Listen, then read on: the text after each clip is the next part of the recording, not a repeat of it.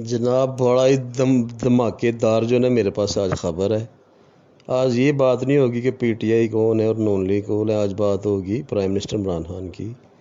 जो भी है, आज उसने जो है ना जनाब, जो कॉन्फ्रेंस हो रही थी ना, एक समिट थी बहुत बड़ी, जो ये उधर हो रही है ताजिकिस्तान में, आई गेस, या उज़्बेकिस्तान है, डिटेल मैंने ज़्यादा देखी थी।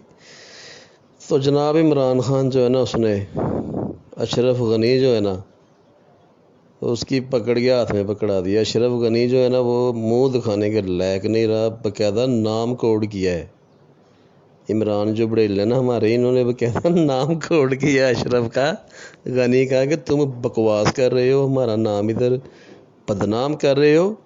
और हमने बड़ी कोशिश करके तुम लोगों को जो है ना अमेरिका को भी निकाला और तालिबान को ठंडा भी किया। तो 20 साल पहले जो बात करनी थी तालिबान से चाहिए थी, तो तुम लोग अब कर रहे हो। तो अगर वो अपना इलाका ले रहे हैं तो हमें ब्लेम कर रहे हो। अशरफ ने ब्लेम किया पाकिस्तान को ना, बातों बातों में उसने कोई, तो वज़ीर आज़म जो इमरान खान था ना, ये उसकी बातों को सुन रहा था। बस जी उसके बाद इन्होंने अशरफ को इस तरह का जलील किया ना स्टेज के ऊपर, कि अशरफ जो है ना वो सोच रहा होगा कि मैं प्राइम मिनिस्टर क्यों बना अफ़गानिस्तान का, या मैं इस कॉन्फ्रेंस में ही क्यों आया।